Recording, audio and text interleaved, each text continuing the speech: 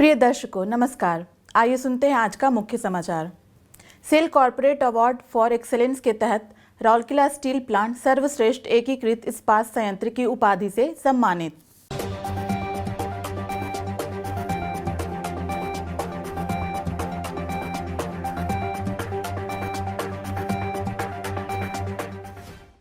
Cell RSP के sinter plant 1 का विद्युतीय अनुरक्षण सूचना विवरणिका जारी।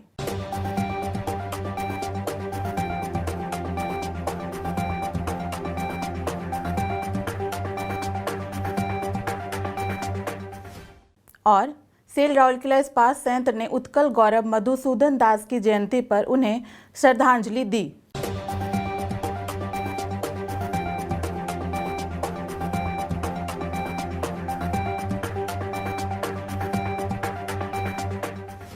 अब समाचार विस्तार से।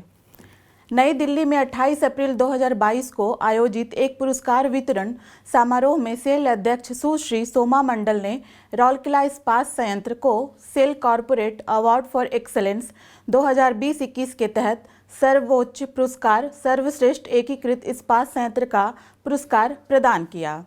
आरएसपी के निर्देशक प्रभारी श्री अतनु भौमिक ने मुख्य महाप्रबंधक ब्लास्ट फर्नेस श्री BR बाबू और उपयोगिताओं और पर्यावरण की अतिरिक्त भार के साथ मुख्य महाप्रबंधक यातायात श्री I राजन के साथ संयंत्र की ओर से पुरस्कार प्राप्त किया।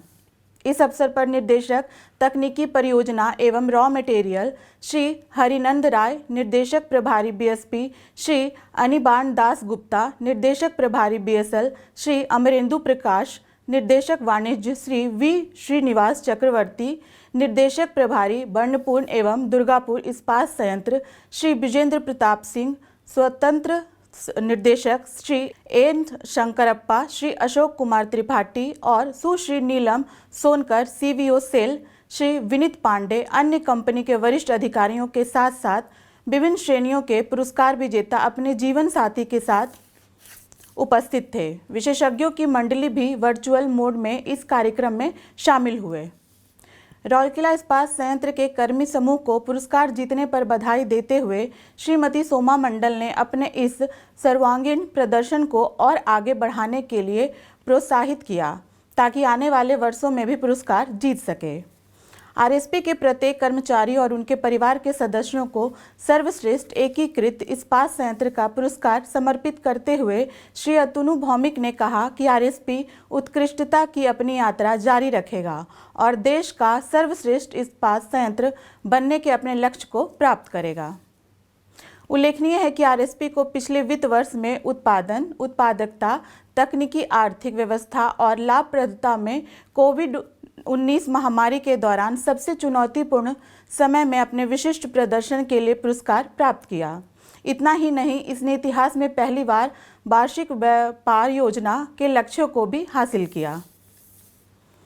22 अप्रैल 2022 को सेल राउरकेला इस्पात संयंत्र के सिंटर प्लांट 1 में आयोजित एक समारोह में मुख्य महाप्रबंधक सिंटर श्री विश्वरंजन प्लाई ने सिंटर प्लांट 1 इलेक्ट्रिकल टीम द्वारा तैयार एक ब्रोशर इलेक्ट्रिकल मेंटेनेंस इंफॉर्मेशन जारी किया।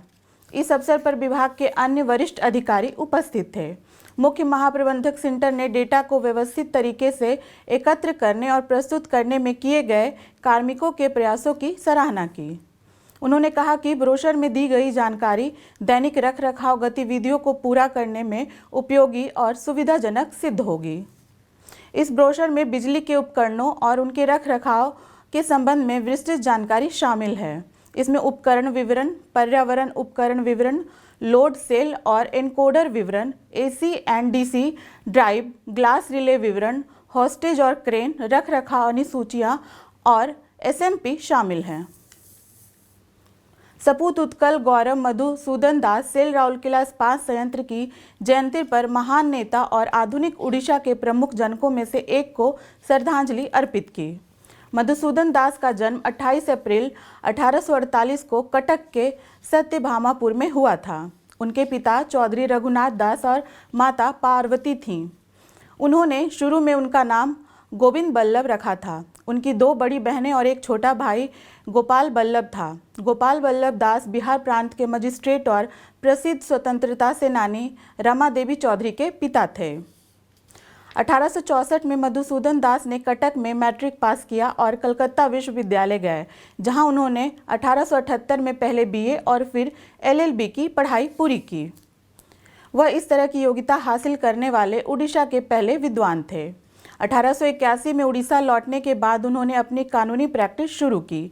इस क्षेत्र में उन्हें अंतर्दृष्टि ज्ञान ने उन्हें पर्याप्त कमाई करने और आम आदमी के लिए खर्च करने में मदद की। वह उड़ीसा में वकीलों के लिए प्रेरणा स्रोत थे और इसलिए उनकी जयंती को राज्य में वकील दिवस के रूप में मनाया जाता है।